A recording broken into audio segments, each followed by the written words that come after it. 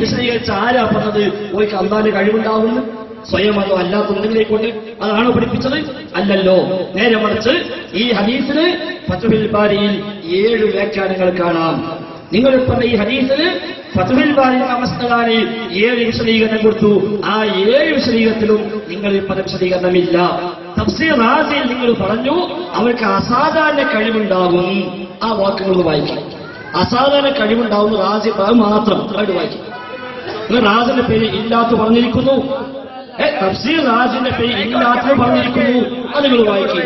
അസാധാരണ കഴിവുണ്ടാകും എന്ന് നിങ്ങൾ പറഞ്ഞു വായിക്കും. അതാ വായിക്കണം.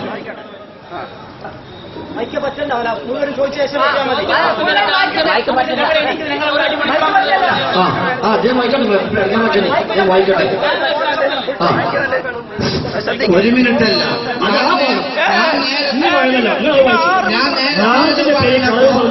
ഞാൻ നേരത്തെ അത് പറഞ്ഞപ്പോ നിങ്ങൾ പറഞ്ഞു 5 മിനിറ്റ് നീ സംസാരിച്ചാൽ 6 മിനിറ്റ് എനിക്ക് സംസാരിക്കണം. നിങ്ങൾ ഇല്ലാത്തത് പറഞ്ഞു. ആ കിതാബ് ഉണ്ടെന്ന് പറഞ്ഞു വായിക്കും. അത് വായിക്കട്ടെ. അസാധാരണ കഴിവ് കൊടുക്കുന്ന റാസി ഇവിടെ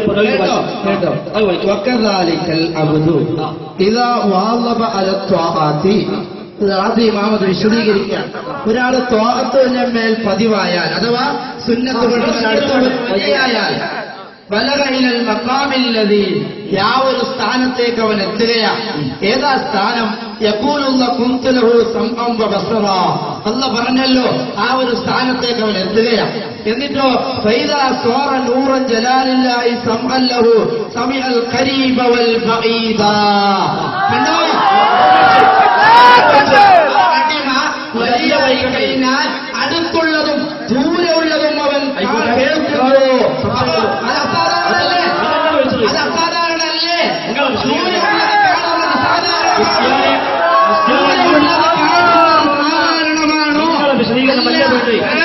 ചില നിരൂപണത്തിലൂടെ നിങ്ങളെ വാദം നിങ്ങൾ സ്ഥിരപ്പെടുത്തുകയാണ്.